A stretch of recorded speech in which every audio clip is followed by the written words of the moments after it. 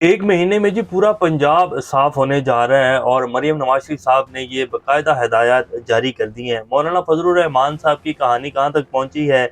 नवाज शरीफ साहब के जो कुछ तर्जुमान हैं वो कह रहे हैं कि जी बड़ी अच्छी मुलाकात रही, लेकिन अलग बंद कमरे में मुलाकात की नवाज शरीफ और मौलाना फजलुर रहमान ने। मौलाना ने क्या शिकवे किए नवाज शरीफ से और क्या अब जो है नवाज शरीफ साहब उनको देने जा रहे हैं, इस हवाले से कुछ खुसूसी डिटेल्स आपके सामने रखेंगे। आज पीटीआई की तरफ से पूरे पाकिस्तान में पुरअमन एहतजाज की कॉल दी गई है। लाहौर में ही 3 रहनुमाओं को अब तक गिरफ्तार कर लिया गया है। क्या सूरत-ए-हाल है? कितनी बड़ी-बड़ी रैलीज़ जो हैं पाकिस्तान में निकाली जा रही हैं, वो भी आपके सामने रखेंगे। आने वाले दिनों में क्या सूरत-ए-हाल डेवलप होने जा रही है? ग्रैंड अलायंस बनने जा रहा है जी पाकिस्तान में। ये हुकूमत चल नहीं पाएगी और शहबाज शरीफ साहब का काम नहीं है पाकिस्तान को जो है इस सारे गर्दाब से निकालने के लिए। उनमें इतनी सख्त ही नहीं है और ना ही वो इस तरह की सूरत-ए-हाल से वाकिफ़ हैं कि इसको कैसे निकालना है। वो तो सिर्फ़ जो है एक सियासी उसके लिए और अपनी सियासी मुफ़ाद के लिए सब कुछ कर रहे हैं कि हमारा एनआरओ जो हमने लिया है, कहीं वो वापस ना हो जाए, कहीं इमरान खान आकर दोबारा हमारे केसेस को ओपन ना कर दे। सिर्फ़ शहबाज शरीफ साहब इसके लिए ये सब कुछ कर रहे हैं, वरना वो कोई पाकिस्तानियों की उसके लिए बेहतरी के लिए या पाकिस्तान को इस सारे गर्दाब से निकालने के लिए हुकूमत नहीं बना रहे हैं। अगर उन्होंने ये सब कुछ ही करना होता तो पिछले 16 माह से 2 साल के अंदर जिस तरह पाकिस्तान को तबाही की दहाने के ऊपर लाके खड़ा किया, अगर उनमें इतनी काबिलियत होती तो पाकिस्तान की ये सूरत-ए-हाल ना होती। तो ये सारी अपडेट्स ही आपके सामने रखेंगे। बिस्मिल्लाहिर्रहमानिर्रहीम, अस्सलाम वालेकुम। आप पाकिस्तान डेली न्यूज़ देख रहे हो, मेरा नाम है अब्दुल रहमान। इस वीडियो की अहम डिस्कशन चलती रहेगी। इससे पहले अगर आप लोगों ने चैनल को सब्सक्राइब नहीं किया तो रेड बटन को प्रेस कर लें और बेल आइकॉन को भी प्रेस कर लें ताकि लेटेस्ट अपडेट्स आप लोगों को मिलती रहें और ये जो हमारा ताल्लुक है ऐसे ही जुड़ा रहे। सबसे पहले जी जावेद हाशमी साहब ने एक ट्वीट किया, वो आपके सामने रखते हैं। वो कहते हैं कि जी इमरान खान फाइनल राउंड जीत गया है, बाकी किरदारों और रहनुमाओं की हैसियत अफवाज टीराकोटा से ज़्यादा नहीं है, जिसका अंजाम यही है कि वो अपने आर्मी चीफ के साथ ज़मीन बोस हो जाएगी। ये साथ उन्होंने एक तस्वीर भी शेयर की, एक पुरानी जो है तस्वीर है, एक जो है पुराना एक तहज़ीब थी, उसकी अफवाज थी टीराकोटा। ये अगर आप बुक्स पढ़ेंगे तो आपको जो है हिस्ट्री की वो जो है एक तस्वीर उन्होंने शेयर की है उठा के पुरानी तारीख की। तो वो कह रहे हैं बिल मकसद उनका यही था इसको बताने का कि इमरान खान जो है वो जीत चुका है और जो इस टाइम सामने ज़िद बनाकर खड़े हुए हैं कि नहीं जी हम नहीं हारे हैं, ऐसी की तैसी इमरान खान की हम इसको नहीं आने देंगे। बेसिकली वो हार चुके हैं और उनको अपनी शिकस्त कबूल कर लेनी चाहिए, क्योंकि अगर वो इसको कबूल कर लेंगे तो बेहतरी होगी सबके लिए, पाकिस्तान के लिए भी और उनके लिए भी। और अगर नहीं कबूल करेंगे तो वो ज़मीन बोझ तो होने जा रहे हैं और ये कुदरत का निज़ाम है, ये ऐसे नहीं चलेगा जिस तरह पाकिस्तान को अब चलाया जा रहा है। अब जी मरियम नवाज़ शरीफ साहिबा बड़ी एक्टिव है जी और एक तो ड्रेसेस, जैसे मैंने पहले दिन भी कहा कि मरियम नवाज़ शरीफ साहिबा के पास और पीएमएलएन के पास ये लास्ट चांस है अपनी सियासत को बचाने के लिए और ये उनके पास अगर वो इस पूरे ये जितना भी उनको टाइम मिला है, साल 2 साल 5 साल भी हो सकते हैं जी, पाकिस्तान है कुछ नहीं पता है। अगर वो इस पूरे टाइम के अंदर प्रॉपर वर्क करेंगी और पंजाब में गवर्नेंस, पंजाब की जो सूरत-ए-हाल है, पंजाब में जो ये अब आगे जो है रमज़ान आने वाला है और जिस तरह पंजाब में एक खुद साख्ता महंगाई है, इसको कंट्रोल कर लेंगी और वाक़ई ही काम करेंगी। बहुत बड़े-बड़े इश्यूज़ हैं पंजाब में भी।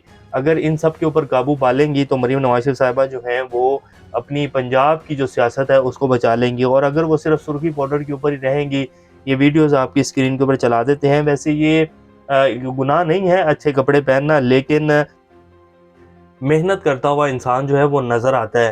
तो बहरहाल अगर मरियम नवाज़ शरीफ साहिबा मेहनत करेंगी तो वो अपनी सियासत को बचा लेंगी। और इसके साथ-साथ ये जो पंजाब में सहाफ़ियों के साथ किया जा रहा है, जैसे कि आज ही जो है पीटीआई अब एक पुरअमन एहतजाज कर रही है और पीटीआई के जो मियाँ असलम हैं, जो कि इनके मुकाबले में मरियम नवाज़ शरीफ साहिबा के मुकाबले में इलेक्शन लड़ रहे थे, उनको गिरफ़्तार कर लिया गया है।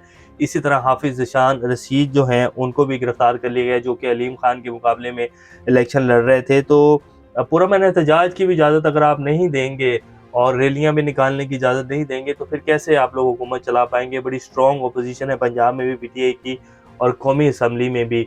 तो बड़ी मुश्किलात हो जाएंगी। और फिर जैसे कि इन्होंने अपनी पहली तकरीर में भी कहा था कि जी हम वेलकम करते हैं अपोजिशन को, तो फिर वेलकम सिर्फ बातों की हद तक और डायलॉग्स की हद तक मत करें, और सोशल मीडिया के जो है वो एक्टिविटी के लिए और सोशल मीडिया पर आवाम को दिखाने के लिए कि जी मरियम नवाज ने बड़ा अच्छा गेस्चर जो है वो दिया है और अपोजिशन को वेलकम किया है, तो आप फिर उनको स्पेस भी दें। और ये जो एक गैर कानूनी गिरफ्तारियां हैं, जैसे कि इमरान रियाज खान को गिरफ्तार किया गया और इस तरह की जो और वो 6 हथकंडे हैं, इनको आप छोड़ें और सिर्फ अपनी परफॉर्मेंस के ऊपर ध्यान देंगी तो बहुत कुछ बेहतर हो जाएगा। और अब उन्होंने जो है कल ये बात कर दी है कि जी 1 महीने में पूरा पंजाब जो है वो साफ देखना चाहूँगी, मैं जो हूँ छापे मारूंगी, मैं मेरे पास बड़े तरीके हैं और मैं इस सारी चीज़ों को देखूंगी। 1 महीने में पूरा पंजाब साफ होना चाहिए, बड़ा टास्क है ये। देखते हैं कि अब 1 महीने में पूरा पंजाब साफ होता है या नहीं होता है। पूरे पंजाब की बात की, गली मोहल्ले गाँव शहरों में, तो आप सब लोगों ने देखना है कि मरीम नवाज शरीफ साहिबा जो हैं वो कितना किसके ऊपर अमल करवा पाती हैं, सबको नज़र आ जाएगा। आज 2 मार्च है, 2 अप्रैल तक पता लग जाएगा कि कितना पंजाब जो है वो साफ़ होता है और कैसा ये सियासी दावा था या क्या सूरत हाल थी। तो बड़ा दिखा तो बहुत कुछ रही हैं सोशल मीडिया के ऊपर, एक्टिविटी तो बहुत ज़्यादा दिखा रही हैं। स्पेशल एक कैमरामैन है जो मरीम नवाज शरीफ साहिबा की एंट्री भी दिखाता है, उनकी जो है बातें भी दिखाता है, उनके स्टाइल्स को भी कवर करता है। तो देखते हैं कि अब ये सिर्फ स्टाइल्स ही हैं या वाकई काम कुछ करती हैं, तो आने वाले दिनों में पता लग जाएगा। बानी पीटीआई ने जी सदर के लिए और सुन्नी इत्तेहाद कौंसिल में उनके तमाम जो लोग हैं वो शामिल हो चुके हैं। उन्होंने सदर के लिए महमूद अचकज़ई साहब जो कि पख्तूनख्वा मिली अवामी पार्टी के रहनुमा हैं, उनको जो है वो नामज़द कर दिया गया है। और अब ये जरदारी साहब के मुकाबले में जी आ गए हैं। अब जरदारी साहब और ये अब सदर का इंतखाब होने जा रहा है, बड़ा एक जो है ज़बरदस्त छक्का है पीटीआई की तरफ से। ये भी कहा जा रहा है कि जो परवेज़ इलाही साहब का भी नाम ज़ेर गौर है। बहरहाल महमूद अचकज़ई साहब के नाम के हवाले से तो खबरें लग रही हैं और कह रहे हैं कि जी उनको नामज़द कर दिया गया है। तो अगर इनका नाम सामने आ गया है तो मेरा नहीं ख्याल फिर परवेज़ इलाही साहब का नाम जो है सामने आएगा। तो बहरहाल इनको सदर के लिए नामज़द कर दिया गया है। सदर जरदारी साहब भी बहुत एक्टिव हैं, पीपल्स पार्टी भी भरपूर कोशिश कर रही है। पीटीआई ने कुछ ना कुछ सोच कर ही जो है महमूद अचकज़ई साहब को नामज़द किया है। तमाम सूबाई असम्बलियों के वोट भी जो हैं वो डलते हैं जी, कौमी असम्बली के भी वोट जो हैं वो डलते हैं, फिर सेनेट के भी वोट कास्ट होते हैं, तो फिर ही जो है सदर साहब को मुंतखब होते हैं सदर साहब। तो अब देखते हैं कि पीटीआई अपना सदर जो है मुंतखब करवा पाती है या नहीं। वैसे लगता नहीं है कि पीटीआई अपना सदर मुंतखब करवा पाएगी, क्योंकि निज़ाम की जो पूरी की पूरी ताकत है, सहूलियात जो हैं वो PDM2 की हुकूमत को है और निज़ाम की बका भी सिर्फ PDM2 की हुकूमत बनने में है। क्योंकि इमरान खान जो है अगर आएंगे और वो आ रहे हैं, इमरान खान को रोकना अब इम्पॉसिबल हो चुका है जी। लेकिन निज़ाम अपनी आखिरी हद तक जाएगा और उसका फैसला है कि जी मर जाएंगे लेकिन पीछे नहीं हटेंगे। और इसमें नुकसान किसका हो रहा है? पाकिस्तान का हो रहा है, पाकिस्तानी आवाम पिस रही है। जैसे अब आप लोगों के ऊपर मज़ीद टैक्सेस जो हैं लगाए जा रहे हैं, मज़ीद महंगाई हो रही है, पेट्रोल बढ़ने जा रहा है, अभी रमज़ान आ रहा है, आप देखिएगा कि कितना ईमान जो है वो हम लोगों का जागेगा और उसके बाद महंगाई की क्या सूरत हाल होगी। तो अवाम और मुल्क जो है वो तबाही की तरफ जाएगा, लेकिन निज़ाम जो है वो कह रहे हैं कि नहीं, मर तो जाएंगे पीछे नहीं हटेंगे। तो देखते हैं कि अब क्या होता है, क्योंकि समझदारी गालिब नहीं आ रही जी, और जो मशवरे देने वाले हैं शायद उनके मशवरे नहीं माने जा रहे, या फिर सारे ही जो निज़ाम को चलाने वाले वो एक जैसे हो गए हैं। तो बहरहाल एक निज़ाम कुदरत भी है और इंशाल्लाह निज़ाम कुदरत की तरफ से जो पाकिस्तान के लिए बेहतर होगा वो होगा ज़रूर। थोड़ा वक्त है और थोड़ा सब्र की ज़रूरत है। अब आ जाते हैं कि जी मौलाना फजलुर रहमान साहब से जो मुलाकात हुई है नवाज शरीफ साहब की। मौलाना साहब की 4 तो सीटें जी, मौलाना साहब एक चले हुए कारतूस है। मौलाना साहब की सिर्फ अहमियत एक निज़ाम में ये है कि वो जब भी उनको एहतजाज की कॉल वो देते हैं या उनको ये कहा जाता है कि जी आप एहतजाज के लिए बंदे लेके आएँ, तो वो जो है क्राउड काफ़ी इकट्ठा कर लेते हैं, क्राउड पुलर हैं। और वो क्राउड पुलर किस तरह हैं, क्योंकि उनके पास जो है मदरसों के बच्चे हैं, मदरसों के स्टूडेंट्स हैं, वो उनको जो है वो बड़े आराम से इकट्ठा करके वैनों में भरते हैं और लेकर आ जाते हैं। जैसे कि लास्ट टाइम में भी कुछ माह पहले जो है सुप्रीम कोर्ट के ऊपर हमला किया गया, 14 मई का जो फैसला था इलेक्शन का, उसको रुकवाने में, और सुप्रीम कोर्ट के ऊपर जो चढ़ाई की गई थी, वो आप सब लोगों के सामने कि मौलाना फजल रहमान साहब के तलबे थे और उनके साथ ही जो है मिलकर ये सब कुछ किया गया था। तो इस वजह से जो है मौलाना साहब की कुछ जो है अभी वैल्यू है निज़ाम में, वरना सीटें तो मौलाना साहब के पास कुछ भी नहीं है। अब नवाज शरीफ साहब उनके पास मिलने के लिए गए, बात वही है जैसे मैंने पहले भी कहा था कि हलवा जो है वो हमें कुछ मिला ही नहीं है। मौलाना साहब चाहते थे कि मुझे सदर पाकिस्तान बनाया जाए, लेकिन 4 सीटों के बाद तो सदर पाकिस्तान कैसे बन सकते हैं।